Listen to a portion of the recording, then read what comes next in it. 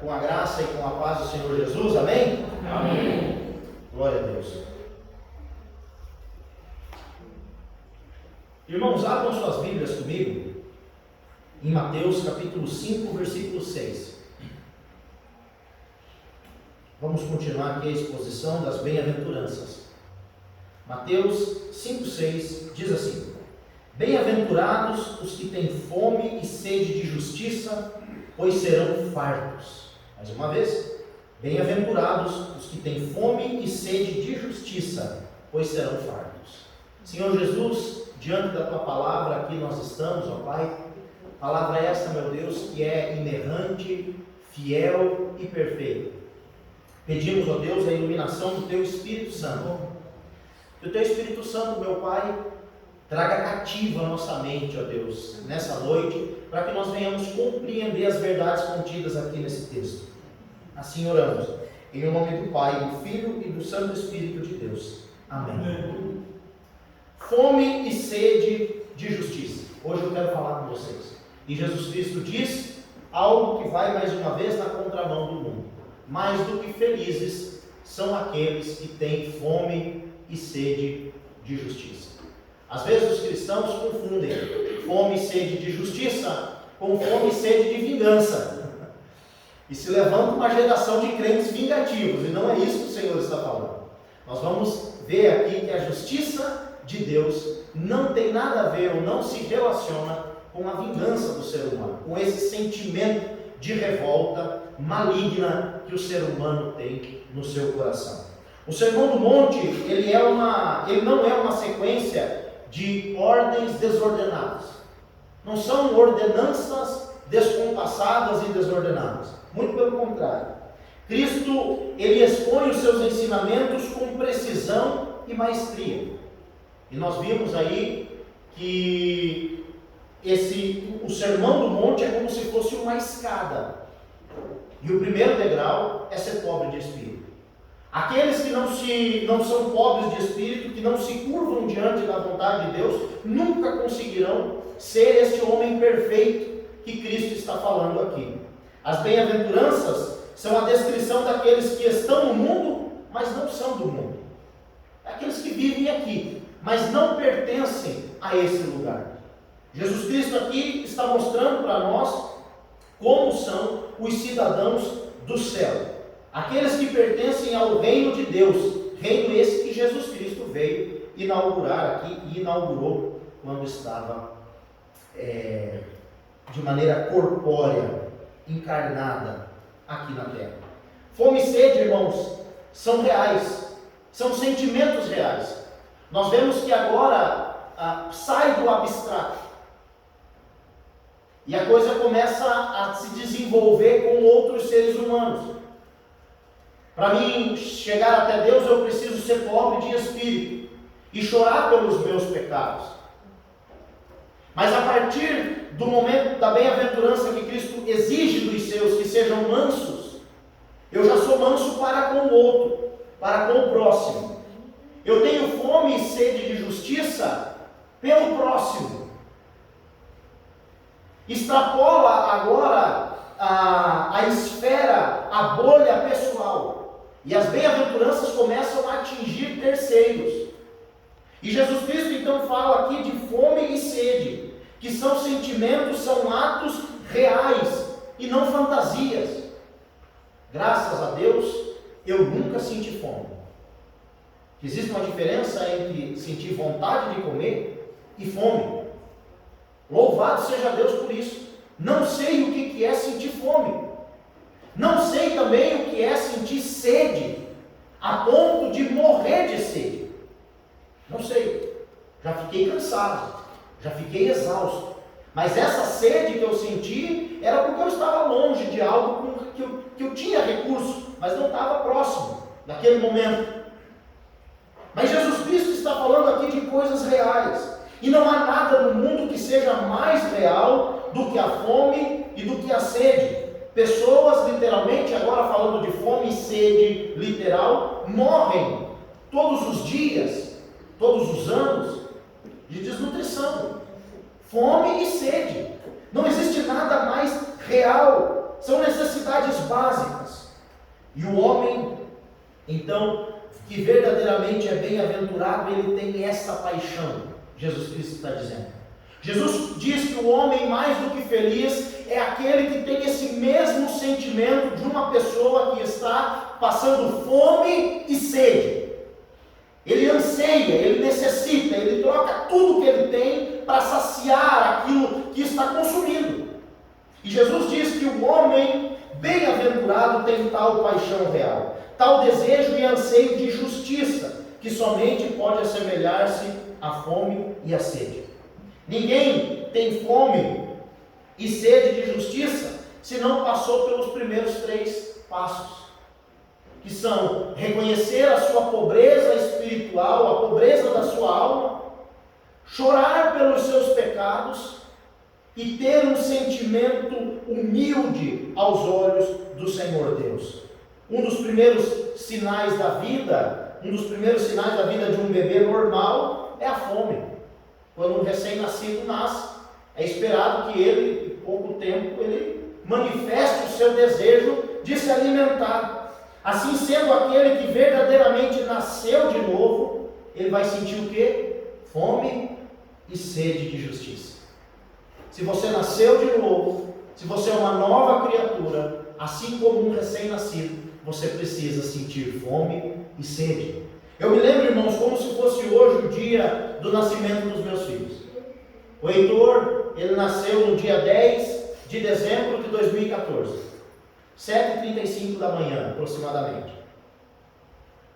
O Heitor nasceu e eu e a Grace, pais de primeira viagem, estávamos forçando o menino para a amamentação e ele não queria se alimentar. E não tinha jeito do Heitor se alimentar. Ele não sentia fome.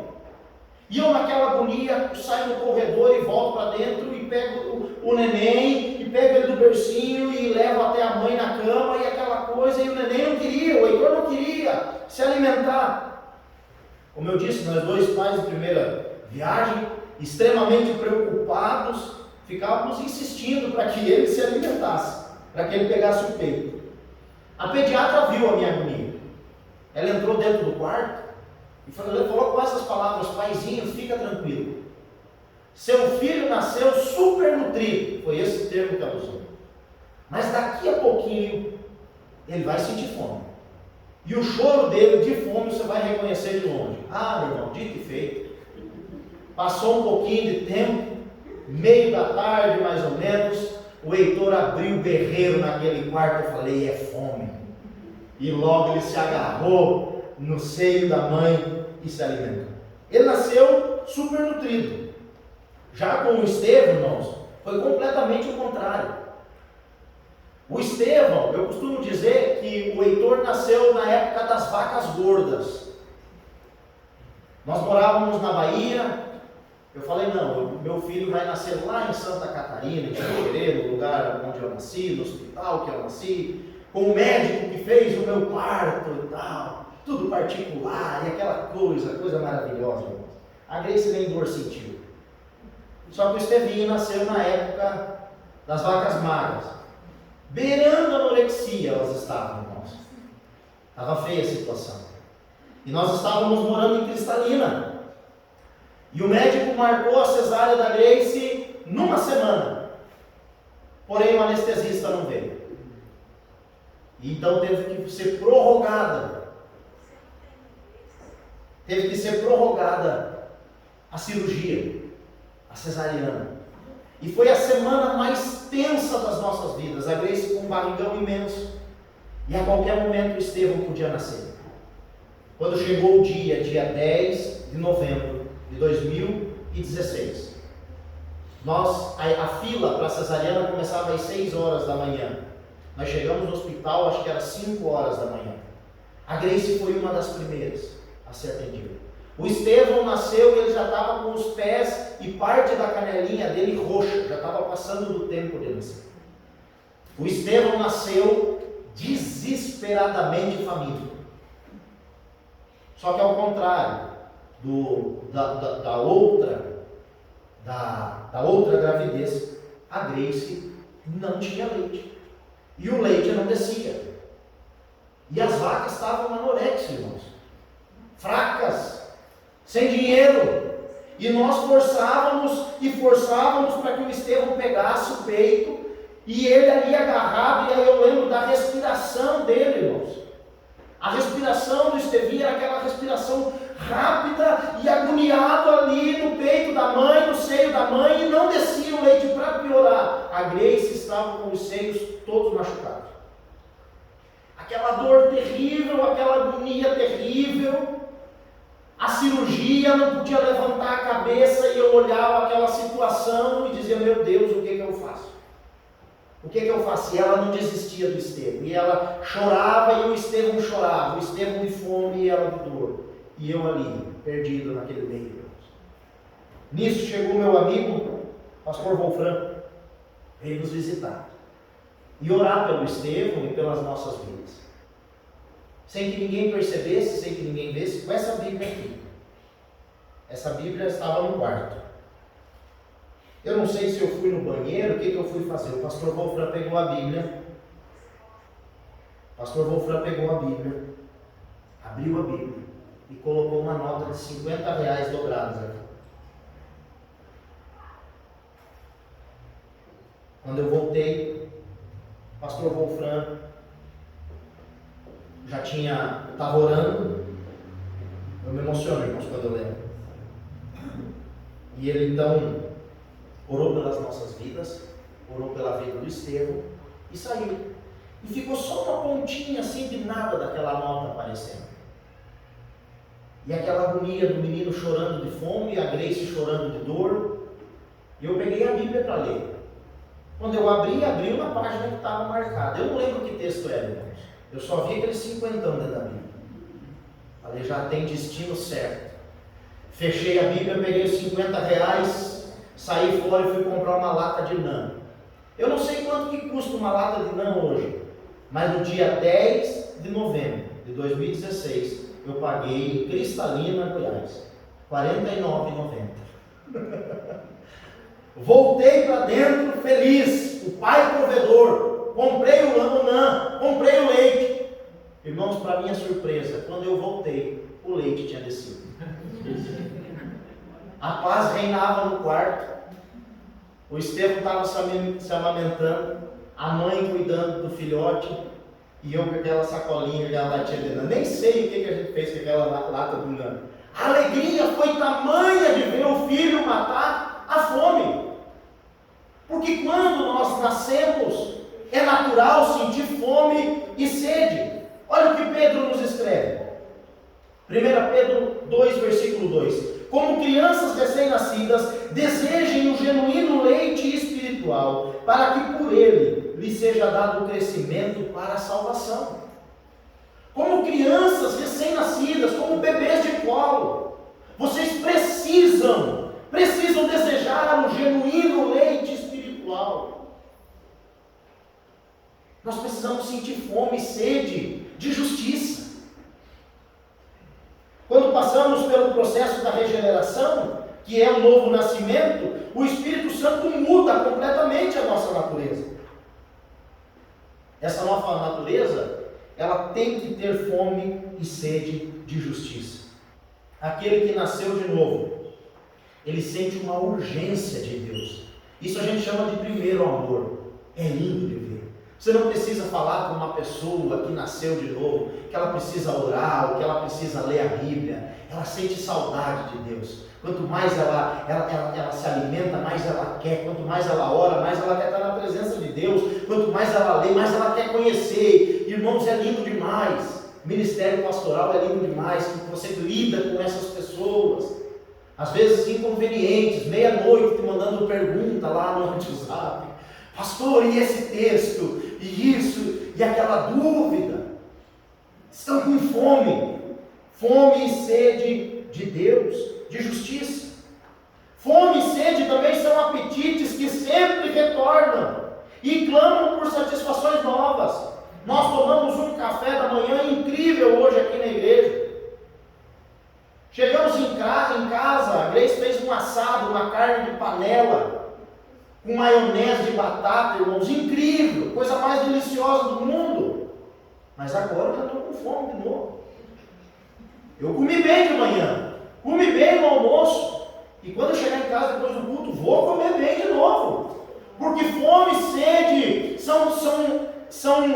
são apetites, são sentimentos que sempre retornam. Eu não consigo entender. Eu não consigo entender as pessoas que ficam a semana inteira sem ler a Bíblia. Leem a Bíblia quando vem no culto de domingo, no versículo ou no texto que o pastor manda abrir. Eu não consigo entender uma pessoa dizer, pastor, eu sou crente, mas passa a semana inteira sem tirar uns minutinhos para falar com Deus. Eu não consigo entender essas pessoas que dizem, eu nasci de novo, mas o último lugar que elas querem estar é na igreja. O último lugar que elas querem estar é na casa de Deus, celebrando junto com os irmãos e adorando Jesus Cristo. Não me cabe na cabeça. Hoje pela manhã eu fiz uma pergunta, eu vou fazer para vocês de novo. Quando você vem na igreja aqui, alguém belisca você, te dá um tapa, fala alguma palavra feia para você, maltrata você? É óbvio que não. Todo mundo só te trata bem. E você fica fazendo fita para vir para a igreja. Ai, pastor, estou com dor de cabeça, não vou para a igreja. Legal, mas para o trabalho você vai. Você dá o seu melhor em todos e qualquer outros lugares, mas na igreja não. Para Deus não, para os homens sim, e para Deus não. Você está cheio de convicções próprias, cheio de orgulho, cheio de conceitos, mas não cheio de fome e de sede de Deus. Não cheio de fome e sede. Veja que ter fome e sede de justiça é um sinal de vida espiritual. Porque quem está morto não sente fome. Quem está morto não tem sede. Você tem sentido fome de Deus? Você tem sentido falta de Deus? Ô meu irmão, se essa resposta for não, você pode estar morto espiritual. Sentir fome e sede de justiça também é uma evidência de saúde espiritual. Qualquer médico vai dizer que o bom apetite é um dos sinais que o corpo do ser humano está em uma condição saudável. Quando você fica doente, você não quer comer nada, você não quer beber nada. Ano passado, eu peguei uma virose. E devido a essa virose, tudo que eu colocava para dentro, eu botava para fora. Falei, não vou comer. Não vou comer. E foram 3 dias sem sentir fome, sem sentir sede.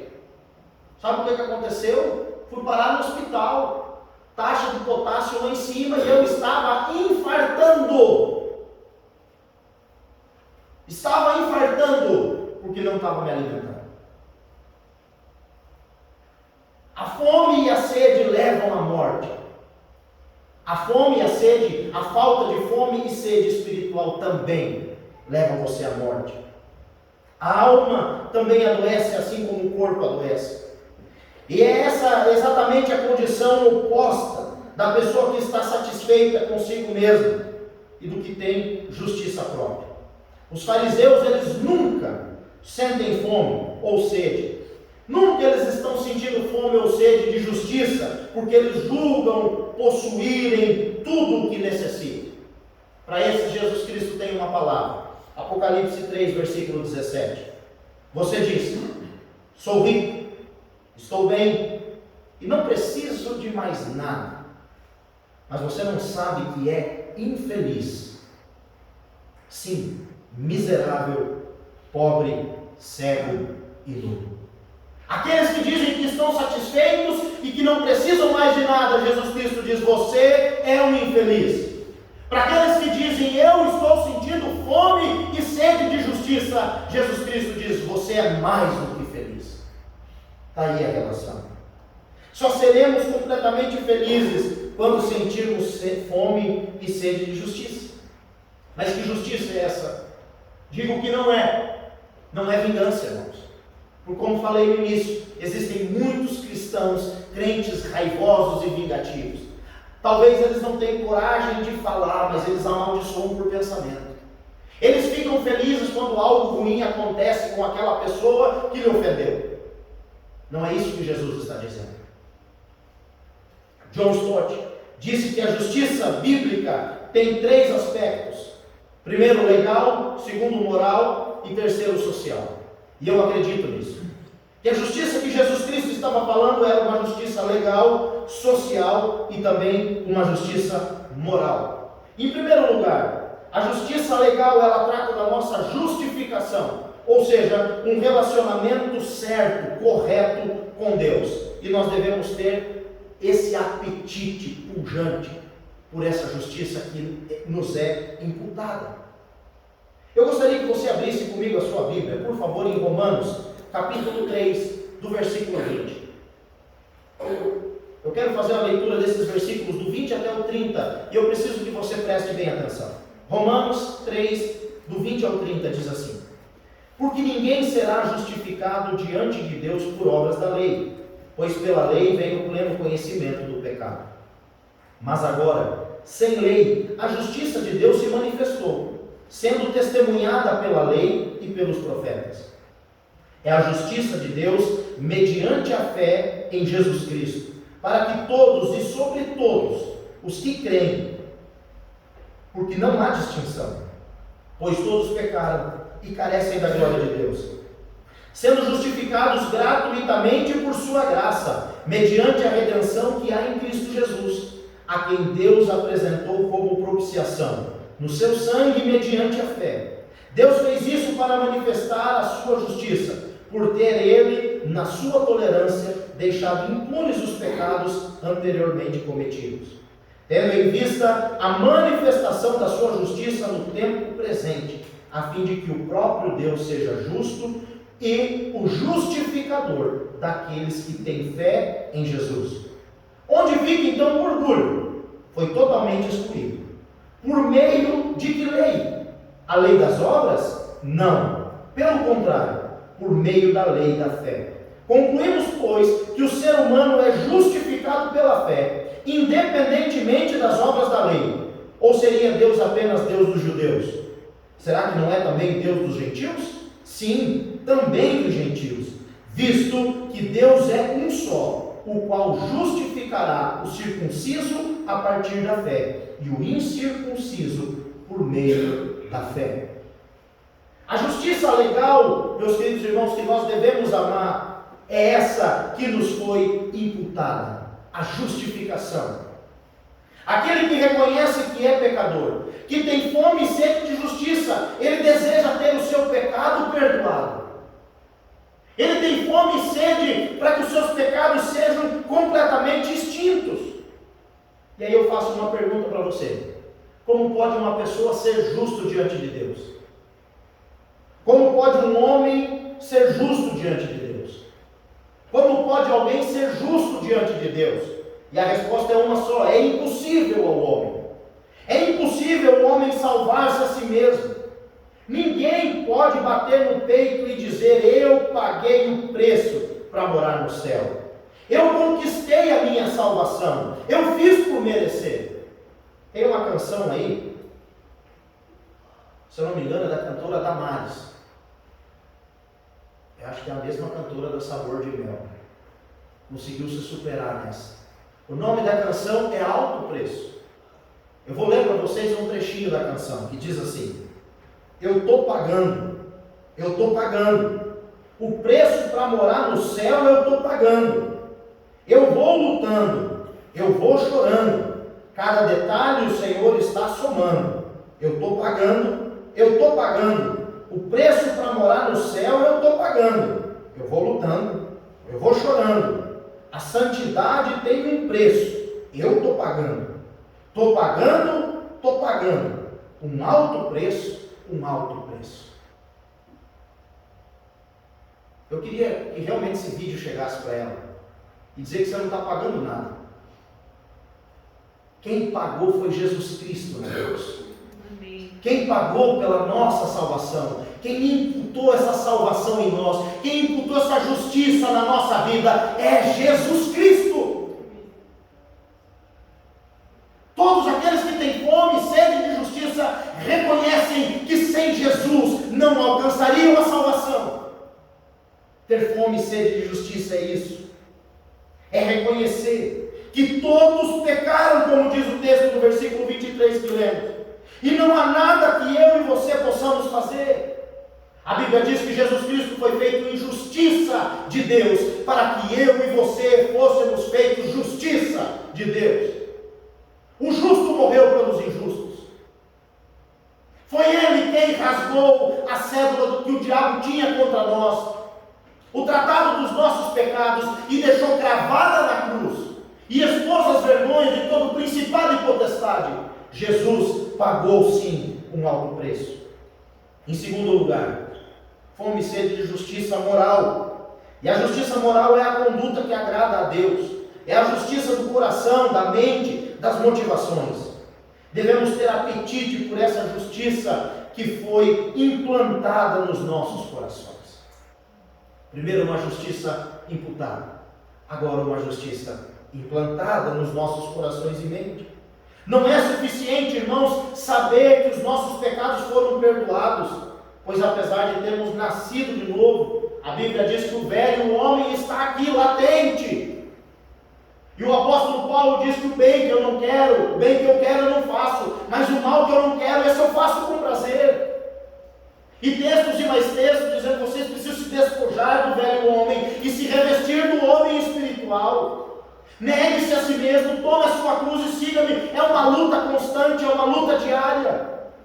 É essa justiça que eu devo almejar na minha vida, de ser melhor do que eu fui ontem, de agradar mais a Deus, de chegar mais perto do Senhor. É a justiça que foi implantada, é a consciência de que eu sei que Jesus morreu por mim, e agora então eu vou viver por Ele, mesmo que seja aí na contramão do mundo. Meus queridos, nós precisamos exercer essa justiça. Jesus Cristo disse em Mateus 5,20: porque eu afirmo que se a justiça de vocês não excederem muito dos escribas e fariseus, jamais entrarão no reino de Deus. Jamais. A nossa justiça precisa ser demonstrada. As pessoas precisam saber que nós servimos a Deus. As pessoas precisam saber que eu sou cristão. Deus não te chamou para ser um agente 007 não, irmão. Você não precisa andar também com cruz no peito e coisas assim. Não que eu sou contra correntinha, esses negócios, nada disso. Ou camiseta com cruz, escrito Jesus. Você não precisa fazer isso. Você não precisa tatuar Jesus Cristo no seu corpo. Nada disso. Mas é a sua conduta moral. A sua conduta tem que falar alto, tem que gritar: ali vai um cristão. Fome e sede de justiça. Em terceiro lugar, a justiça social. E essa justiça social, ela refere-se à busca pela libertação do homem de toda a sua opressão.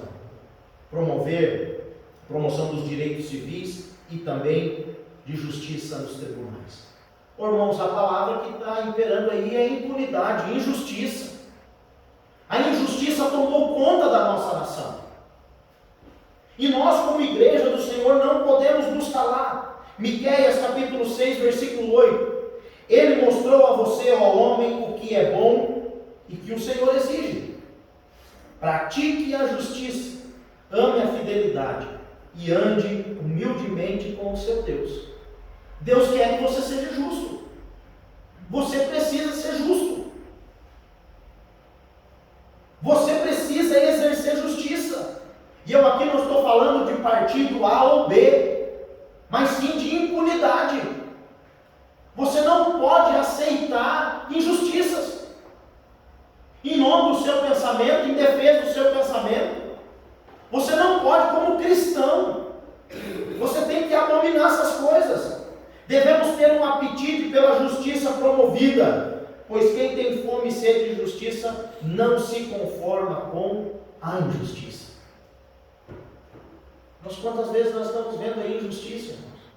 E não falamos nada, não nos manifestamos. Nós precisamos ter fome e sede de justiça. Como eu disse, injustiça, essa é a palavra para os nossos dias. Ela se entranhou em todas as áreas da sociedade, inclusive dentro da família. Dentro da família. Precisamos abominar o mal, abominar esse sistema opressor. Por quê? Homens de Deus sempre lutaram por causas sociais. O cristianismo defendeu o direito das mulheres e crianças. Se nós olharmos para trás, John Wesley combateu a escravidão. Martin Luther King lutou contra o preconceito racial. Fome e sede de justiça. Isaías capítulo 61, versículo 8, porque eu, o Senhor, amo a justiça e odeio o roubo e toda a maldade. Salmo 103, versículo 6, o Senhor faz justiça e defende a causa dos oprimidos. Nós precisamos ter um anseio pela justiça. Lutar pela justiça. Qual é a conclusão de tudo isso? A conclusão é a promessa. Para estes que têm fome e sede de justiça, é dada a promessa. E qual é a promessa do texto?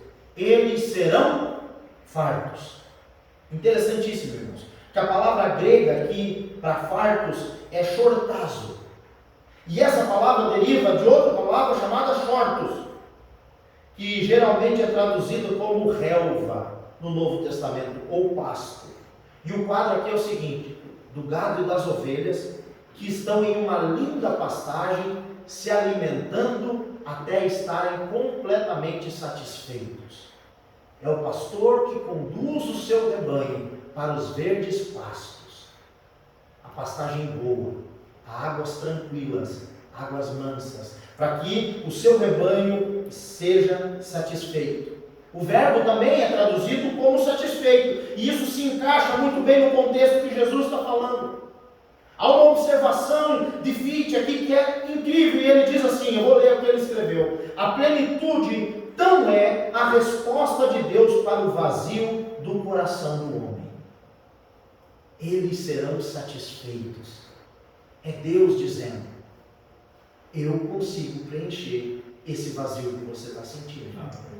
Em outras palavras, só Deus consegue preencher esse vazio que você está sentindo. Você tem sentido fome e sede de justiça? Ou você está insatisfeito? Você está satisfeito? Porque se você estiver satisfeito, meu querido, você está empanturrado. Empanturrado de orgulho e convicções próprias, como os fariseus da época. Agora, se você sente fome e sede de justiça, saiba de uma coisa: você será plenamente satisfeito. A promessa de Jesus Cristo aqui é de algo que transborda, que vai além. Jesus não disse que aqueles que sentem fome e sede de justiça vão receber um bocado, um pedacinho de pão, um punhadinho de comida. Não, ele diz: serão satisfeitos, vão encontrar a plenitude. Você não vai receber um bocado, mas sim será plenamente satisfeito. João 6,32 diz assim: Jesus lhes disse: em verdade, lhes digo que não foi Moisés quem deu o pão do céu para vocês. Quem lhes dá o verdadeiro pão do céu é o meu Pai. Porque o pão de Deus é o que desce do céu e dá vida ao mundo. Então lhe disseram: Senhor, dá-nos sempre desse pão. Versículo 35, Jesus respondeu: eu sou o pão da vida. Quem vem a mim jamais terá fome. Quem crê em mim jamais terá sede. Ter sede e fome de justiça, ou ter fome e sede de justiça, é ter fome e sede do próprio Jesus Cristo. Oremos. Pai bendito, Deus de infinito amor, graça e misericórdia, te louvamos pela tua palavra. Obrigado, meu Jesus, porque eu sei que o Senhor falou aos nossos corações. Ó Deus, que essa palavra não caia no vazio, mas que ela, Senhor Jesus, encontre no nosso coração um terreno fértil e que produza frutos para a eternidade. Assim oramos no nome do Pai, do Filho e do Espírito Santo. Amém.